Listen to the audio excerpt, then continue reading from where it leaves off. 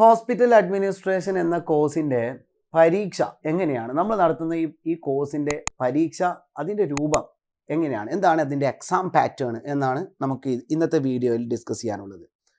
അപ്പോൾ നമുക്കിതിൽ മൊത്തത്തിൽ 5 തിയറി സബ്ജക്റ്റുകളാണ് പഠിക്കാനുള്ളത്. 5 തിയറി സബ്ജക്റ്റും അതുപോലെ തന്നെ ഒരു ഇൻറ്റേൺഷിപ്പും അടങ്ങുന്ന ഒരു പ്രോഗ്രാമാണ് നമ്മുടെ മൊത്തം പ്രോഗ്രാം. അപ്പോൾ അതിൽ ഓരോ സബ്ജക്റ്റ് എന്താണ്, ആ സബ്ജക്റ്റിൽ എന്തൊക്കെയാണ് പ്രധാനമായും വരിക, അതോടൊപ്പം ഓരോ സബ്ജക്റ്റും എങ്ങനെയാണ്, പിന്നെ അതിൻ്റെ ടോട്ടൽ മാർക്ക് എത്രയാണ്, അതേപോലെ തന്നെ അതിൻ്റെ എക്സാമിനേഷൻ ഡിസ്ക്രിപ്റ്റീവ് ആണോ അല്ലെങ്കിൽ പിന്നെ ഒബ്ജക്റ്റീവ് ടൈപ്പ് ക്വസ്റ്റ്യൻസ് ആണോ ഉള്ളത് എന്നൊക്കെ പല സംശയങ്ങളുണ്ട്. അപ്പോൾ അതാണ് ഇന്നത്തെ വീഡിയോയിൽ ഞാൻ ക്ലിയർ ചെയ്യാൻ വേണ്ടി പോകുന്നത്. നമുക്ക് ആദ്യം പഠിക്കാനുള്ള ഒന്നാമത്തെ തിയറി സബ്ജക്റ്റാണ് ഫൗണ്ടേഷൻസ് ഓഫ് ഹോസ്പിറ്റൽ അഡ്മിനിസ്ട്രേഷൻ. ഇതാണ് സബ്ജക്റ്റിൻ്റെ പേര്, ഫൗണ്ടേഷൻസ് ഓഫ് ഹോസ്പിറ്റൽ അഡ്മിനിസ്ട്രേഷൻ. അപ്പോൾ ഇതിൽ ഫൗണ്ടേഷണൽ കോൺസെപ്റ്റ്സ് ആണ്, അഥവാ ഹോസ്പിറ്റൽ അഡ്മിനിസ്ട്രേഷൻ്റെ അടിസ്ഥാനപരമായ കാര്യങ്ങളാണ് ഈ ഒരു ഒന്നാമത്തെ സബ്ജക്റ്റിൽ പഠിപ്പിക്കുന്നത്. അഥവാ ഇതിൻ്റെ ലീഗലായിട്ടുള്ള എത്തിക്കലായിട്ടുള്ള കൺസിഡറേഷൻ എന്താണ്, അതേപോലെ തന്നെ എന്തൊക്കെയാണ് ഒരു ഹോസ്പിറ്റൽ അഡ്മിനിസ്ട്രേറ്റേഴ്സിന് നല്ല ഇഫക്റ്റീവ് ഹെൽത്ത് കെയർ സർവീസുകൾ ഡെലിവറി ചെയ്യുന്നതിൽ ഒരു ഹോസ്പിറ്റൽ അഡ്മിനിസ്ട്രേറ്റേഴ്സിൻ്റെ റോൾ എന്താണ്, അങ്ങനെ തുടങ്ങി ഇതിൻ്റെ ഫൗണ്ടേഷൻസ് ആയിട്ടുള്ള അടിസ്ഥാനപരമായ വിഷയങ്ങളാണ് ഈ ഹോസ്പിറ്റൽ അഡ്മിനിസ്ട്രേഷൻ എന്ന ഫൗണ്ടേഷൻസ് ഓഫ് ഹോസ്പിറ്റൽ അഡ്മിനിസ്ട്രേഷൻ എന്ന കോഴ്സിൽ പഠിപ്പിക്കുന്നത്. അപ്പോൾ ഇതിൻ്റെ ടോട്ടൽ മാർക്ക് ഔട്ട് ഓഫ് 100 ആണ് വരുന്നത്. അതിൽ 30 മാർക്ക് ഇൻറ്റേർണൽ അസസ്മെൻ്റ് ആണ്. അതേപോലെ 70 മാർക്കാണ് തിയറി എക്സാമിനേഷൻ ഉണ്ടാവുന്നത്. 2 മണിക്കൂർ ദീർഘമുള്ള തിയറി എക്സാമാണ് ഉണ്ടാവുക. അപ്പോൾ ഇതിൽ term and written examination 30 mark assessment, internal assessment ഉണ്ടാകും. അതേപോലെ തന്നെ ടേം ആൻഡ് എക്സാമിനേഷൻ 70 മാർക്കിന് ഉണ്ടാകും. അതാണ് അങ്ങനെ ടോട്ടൽ 70 + 30 100 മാർക്കിനായിരിക്കും ഒന്നാമത്തെ ഈ ഒരു സബ്ജക്റ്റിന് എക്സാം ഉണ്ടാവുക. രണ്ടാമത്തേത് operational aspects of hospital administration, രണ്ടാമത്തെ തിയറി സബ്ജക്റ്റാണ്. ഇതിൽ കൃത്യമായും ഒരു day to day operational aspects of hospital management ആണ് ശരിക്കും ഇതിൽ ഡിസ്കസ് ചെയ്യുന്നത്. അപ്പോൾ ഡേ ടു ഡേ ഓപ്പറേഷൻസ് എന്ന് പറയുമ്പോൾ ഒരു സ്ഥാപനത്തിൻ്റെ ഒരു ഹോസ്പിറ്റലിലുള്ള ദൈനംദിന പ്രവർത്തനങ്ങൾ, ആ ദൈനംദിന പ്രവർത്തനങ്ങളുമായി ബന്ധപ്പെട്ട കാര്യങ്ങൾ, എങ്ങനെയാണ് വർക്ക് ഫ്ലോ ഒപ്റ്റിമൈസ് ചെയ്യുന്നത്, അതേപോലെ തന്നെ അവിടെയുള്ള റിസോഴ്സ് അലോക്കേറ്റ് ചെയ്യുന്നത് എങ്ങനെയാണ്, അവിടെയുള്ള പേഴ്സണൽ അഥവാ എംപ്ലോയീസിനെ എങ്ങനെയാണ് മാനേജ് ചെയ്യുന്നത്, അതേപോലെ തന്നെ ലോജിസ്റ്റിക് ചലഞ്ചസ് എങ്ങനെയാണ്, എന്തൊക്കെയാണ് പ്രധാനമായും അതിൽ അഡ്മിനിസ്ട്രേറ്റേഴ്സ് ഫേസ് ചെയ്യുന്നത് തുടങ്ങിയ വിഷയങ്ങളാണ് ഈ ഓപ്പറേഷണൽ ആസ്പെക്ട്സിൽ നമ്മൾ പഠിക്കുന്നത്. ഇതും ഇൻറ്റേർണൽ അസസ്മെൻറ്റ് 30 മാർക്കും 70 മാർക്കിൻ്റെ ടേം ആൻഡ് എക്സാമിനേഷനുമാണ് ഉണ്ടാവുക. 100 മാർക്കാണ് ടോട്ടൽ ഈ ഒരു സബ്ജക്റ്റിന് ഉണ്ടാവുക. മറ്റൊന്ന് മൂന്നാമത്തെ theory subject strategic health care leadership and management. ഇതിൽ ശരിക്കും സ്ട്രാറ്റജിക് പെർസ്പെക്റ്റീവ്സ് ആണ്, അഥവാ ശരിക്കും ഇതിലെ ലീഡർഷിപ്പ് പ്രിൻസിപ്പിൾസ്. നമുക്കറിയാം നല്ല അഡ്മിനിസ്ട്രേറ്റേഴ്സ് എന്ന് പറയുന്നത് നല്ല ലീഡേഴ്സ് ആയിരിക്കണം. അപ്പോൾ അവർക്ക് നല്ല ലീഡർഷിപ്പ് ക്വാളിറ്റി ഉണ്ടാവണം, നല്ല കമ്മ്യൂണിക്കേഷൻ സ്കിൽ ഉണ്ടാവണം. നല്ല കമ്മ്യൂണിക്കേഷൻ സ്കില്ലും നല്ല ലീഡർഷിപ്പ് ക്വാളിറ്റിയും നല്ല എമ്പതിയും ഒക്കെ ഉള്ള ആൾക്കാരാണ് നല്ല അഡ്മിനിസ്ട്രേറ്റേഴ്സ് ആവാൻ സാധിക്കുന്നത്. അപ്പോൾ ഇതിൽ കൃത്യമായിട്ടുള്ള സ്ട്രാറ്റജിക് പ്ലാനിങ്, എങ്ങനെ നമുക്ക് വളരെ തന്ത്രപരമായിട്ടുള്ള പ്ലാനിങ്ങുകൾ നടത്താം, അതേപോലെ തന്നെ ഡിസിഷൻ മേക്കിംഗ് സ്കില്ലുകൾ എങ്ങനെ നമുക്ക് ഉണ്ടാക്കാം, അതേപോലെ തന്നെ നമുക്ക് ഇഫക്റ്റീവ് ലീഡർഷിപ്പ് ഉണ്ടാക്കുന്നതിനുള്ള സ്കില്ല് എന്തൊക്കെയാണ് ഒരു ലീഡറിനുണ്ടായിരിക്കേണ്ട പ്രധാനപ്പെട്ട സ്കില്ലുകൾ, അതേപോലെ തന്നെ നമുക്ക് സ്ഥാപനത്തിൻ്റെ ലക്ഷ്യങ്ങളെ, ആ ഒരു ഹെൽത്ത് കെയർ സ്ഥാപനത്തിൻ്റെ ലക്ഷ്യങ്ങളെ എങ്ങനെ നമുക്ക് പൂർത്തീകരിക്കാം, ഇതുമായി ബന്ധപ്പെട്ട സ്ട്രാറ്റജീസാണ് ഇതിൽ ഈ ഒരു ടോപ്പിക്കിൽ പഠിപ്പിക്കുന്നത്. ഇതിനും നേരത്തെ സൂചിപ്പിച്ചതുപോലെ തന്നെ 100 മാർക്കാണ്, 30 mark internal assessment, term end എക്സാമിനേഷന് 70 മാർക്കും കൂടി ടോട്ടൽ 100 മാർക്കിലായിരിക്കും ഇതിൻ്റെ എക്സാം ഉണ്ടാവുക. നാലാമത്തെ സബ്ജക്റ്റാണ് quality and patient centered care management. ഈ ഒരു സബ്ജക്റ്റ് ഇതിൽ ഇമ്പോർട്ടൻസ് ഓഫ് ക്വാളിറ്റി അഷ്വറൻസ്, അതാണ് ഏറ്റവും പ്രധാനമായും. നമ്മൾ സ്ഥാപനത്തിൽ ഒരുപാട് ക്വാണ്ടിറ്റി അല്ല, വലിപ്പത്തിൽ കുറേ കാര്യമില്ല, അതിനപ്പുറത്ത് ഒരു ഹെൽത്ത് കെയർ മാനേജ്മെൻറ്റ് അല്ലെങ്കിൽ ഹെൽത്ത് കെയർ സ്ഥാപനത്തിൻ്റെ ഏറ്റവും പ്രധാനപ്പെട്ട ഘടകം എന്ന് പറയുന്നത് അതിൻ്റെ ക്വാളിറ്റിയാണ്. അപ്പോൾ എങ്ങനെ നമുക്ക് ഇതിൻ്റെ ഈ ഇത്തരം സ്ഥാപനങ്ങളുടെ ക്വാളിറ്റി അഷ്യൂർ ചെയ്യാം, അതേപോലെ തന്നെ പേഷ്യൻറ്റിൻ്റെ സേഫ്റ്റി നമുക്ക് എങ്ങനെ മാനേജ് ചെയ്യാം, അതേപോലെ തന്നെ patient centred care in hospital administration, അതായത് രണ്ട് രീതിയിൽ, ഒന്ന് മാനേജ്മെൻറ്റ് സെൻറ്റേർഡ് അഡ്മിനിസ്ട്രേഷൻ ഉണ്ട്, പേഷ്യൻറ്റ് സെൻറ്റേർഡ് അഡ്മിനിസ്ട്രേഷൻ ഉണ്ട്. ഇവിടെ നമുക്ക് ഫോക്കസ് ചെയ്യേണ്ടത് പേഷ്യൻറ്റ് സെൻറ്റേർഡ് ആണ്. രോഗികളെ ഫോക്കസ് ചെയ്തുകൊണ്ടുള്ള ഒരു അഡ്മിനിസ്ട്രേഷൻ പ്രോസസ്സാണ് ഇവിടെ നടക്കേണ്ടത്.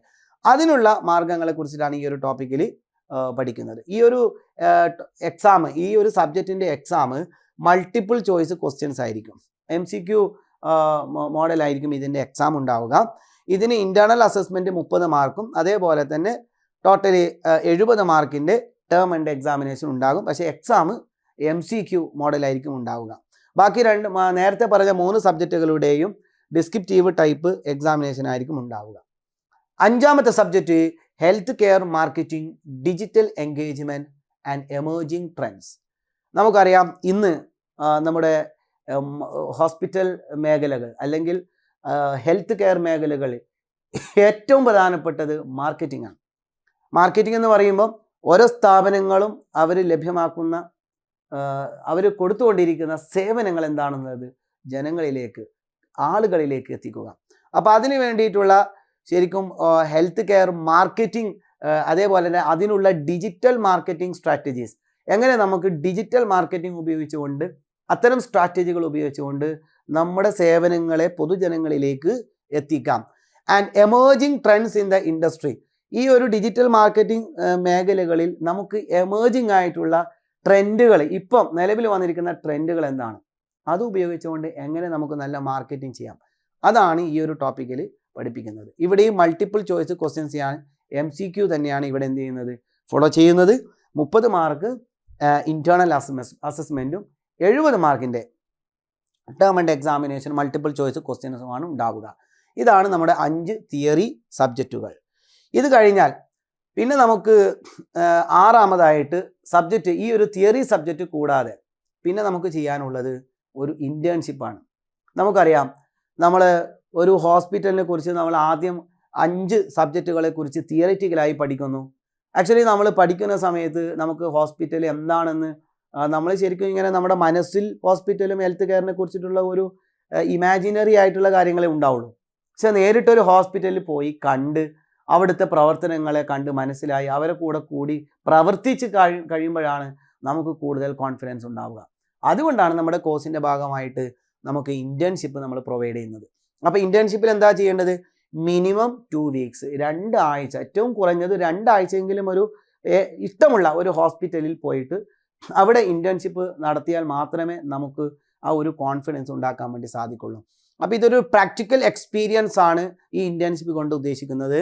അവിടെ സ്റ്റുഡൻസിന് ഒരു ഹാൻഡ്സ് ഓൺ എക്സ്പീരിയൻസ് ഉണ്ടാക്കുക. ഇത് നേരിട്ട് പോയി അവിടുത്തെ OPയിലും IPയിലും അവിടുത്തെ ഫ്രണ്ട് ഓഫീസ് മാനേജ്മെൻറ്റിലും അതേപോലെ പേഷ്യൻസ് റെക്കോർഡ്സ് ഡിപ്പാർട്ട്മെൻറ്റിലും ഇൻഷുറൻസ് മേഖലയിലും ക്വാളിറ്റി മേഖലയിലും ഒക്കെ ഇവർക്ക് നേരിട്ട് പോയി 2 ആഴ്ച മിനിമം, ഇനിയിപ്പോൾ അത് ഒരാൾക്ക് സൗകര്യപ്പെടുകയാണെങ്കിൽ 1 മാസത്തോളം വേണമെങ്കിലും അവർക്ക് എന്ത് ചെയ്യാം, അവിടെ ആ ഇൻറ്റേൺഷിപ്പ് തുടരാം. അപ്പോൾ അങ്ങനെ ഒരു ഓപ്ഷൻ ഉണ്ട്. അപ്പോൾ ഇവിടെ നമുക്ക് 3 ഓപ്ഷൻസ് ആണ് ഉള്ളത്. ഒന്ന് അവർക്ക് തന്നെ ഇഷ്ടമുള്ള ഏത് സ്ഥാപനങ്ങളെയും അവർക്ക് തിരഞ്ഞെടുക്കാം. അവരുടെ നാട്ടിലുള്ള തൊട്ടടുത്തുള്ള ഏതെങ്കിലും ക്ലിനിക്കുകളോ ഹോസ്പിറ്റലുകളോ മൾട്ടി സ്പെഷ്യാലിറ്റി ഹോസ്പിറ്റലുകളോ അതേപോലെ തന്നെ സാധാരണ ക്ലിനിക്കുകളോ കൗൺസിലിംഗ് സെൻ്ററുകളോ അതേപോലെ തന്നെ റീഹാബിലിറ്റേഷൻ സെൻ്ററുകളോ അതേപോലെ സൈക്കാട്രിക് സെൻ്ററുകളോ എവിടെ വേണമെങ്കിലും സെലക്ട് ചെയ്യാം. അതേപോലെ അങ്ങനെ ഒരാൾക്ക് അത്തരമൊരു ഓപ്ഷൻ ഇല്ല എങ്കിൽ, അല്ലെങ്കിൽ ഹോസ്പിറ്റലുകൾക്ക് തിരഞ്ഞെടുക്കാൻ പ്രയാസപ്പെടുന്നവർ നമ്മൾ ഹെൽപ്പ് ചെയ്യുന്നു, അവർക്ക് സ്ഥാപനങ്ങളെ കാട്ടിക്കൊടുക്കുന്നു. അതോടൊപ്പം തന്നെ അങ്ങനെ പോകാൻ പറ്റാത്ത ആളുകൾക്ക് അത് ഓൺലൈനായിട്ട് ആ ഒരു ഇൻറ്റേൺഷിപ്പ് ചെയ്യാനുള്ള സംവിധാനം കൂടി സ്ഥാപനം എന്ത് ചെയ്യുന്നുണ്ട്, ഒരുക്കുന്നുണ്ട്. അപ്പോൾ ഇവിടെയാണ് നമുക്ക് ഈ ഇൻറ്റേൺഷിപ്പ് എന്ന് പറയുന്ന കാറ്റഗറിയിൽ വരുന്നത്. അപ്പോൾ ഇവിടെ ഇൻറ്റേൺഷിപ്പ് 2 ആഴ്ച മിനിമം 2 ആഴ്ച പൂർത്തീകരിച്ച ആളുകൾക്കൊക്കെ 100 മാർക്ക് എന്ത് ചെയ്യുന്നുണ്ട്, അതിന് അലോട്ട് ചെയ്തിട്ടുണ്ട്. അപ്പോൾ എത്ര നന്നായി അത് അവർ പെർഫോം ചെയ്യുന്നുണ്ടോ അതിനനുസരിച്ചുകൊണ്ട് അവർക്ക് മാർക്ക് സ്കോർ ചെയ്യാവുന്നതാണ്. ഈ മാർക്ക് ഏത് സ്ഥാപനത്തിലാണോ ഇൻറ്റേൺഷിപ്പിന് പോകുന്നത് അവരാണ് അസൈൻ ചെയ്ത് കൊടുക്കേണ്ടത്. അതേപോലെ തന്നെ നമുക്ക് ഈ ഇൻറ്റേൺഷിപ്പിന് പോകുന്ന ആളുകൾക്ക് അവിടെ പ്ലേസ്ഡ് ആവാനുള്ള സാധ്യതകളും കൂടുതലാണ്. അപ്പോൾ ഇൻറ്റേൺഷിപ്പിന് പോകുമ്പോഴാണ് നമ്മുടെ ക്വാളിറ്റി എന്താണെന്നുള്ളത് അത്തരം സ്ഥാപനങ്ങൾ മനസ്സിലാക്കുന്നത്. അതുകൊണ്ട് തന്നെ ഇന്റേൺഷിപ്പിൽ പോകുന്ന സമയത്ത് നമുക്ക് പ്ലേസ്മെന്റ് സാധ്യതകളും കൂടുകയാണ്. ഇനി ഇതിൻ്റെ പാസിംഗ് ക്രൈറ്റീരിയ ആണ്. ഇപ്പോൾ മൊത്തം നമുക്ക് ഇന്റേൺഷിപ്പ് ഉൾപ്പെടെ 6 സബ്ജക്റ്റുകൾ ഇതിലുണ്ട്. അപ്പോൾ ഇതെങ്ങനെയാണ് ഇതിന് പാസ്സാവാനുള്ള ഒരു criteria? Minimum of 15 marks in internal assessment, 30ൽ മിനിമം 15 മാർക്ക് ഇന്റേണൽ അസസ്മെന്റിനും, അതേപോലെ തന്നെ 35 മാർക്സ് റിട്ടൺ എക്സാമിനേഷനും, ഫൈനൽ ടേം ആൻഡ് എക്സാമിനേഷനിൽ 35 മാർക്കുമാണ് നമ്മൾ ഇതിൻ്റെ പാസിംഗ് ആയിട്ടുള്ള ക്രൈറ്റീരിയ. അപ്പോൾ ഇതോടുകൂടി നമ്മുടെ സബ്ജക്റ്റിനെ കുറിച്ചും അതിൽ നമ്മൾ സ്കോർ ചെയ്യേണ്ട മാർക്കിനെ കുറിച്ചും എക്സാമിൻ്റെ രൂപത്തെക്കുറിച്ചും ഇന്റേൺഷിപ്പിനെ കുറിച്ചും ഒക്കെ പൂർണ്ണമായും മനസ്സിലാക്കുന്നു. Thank you.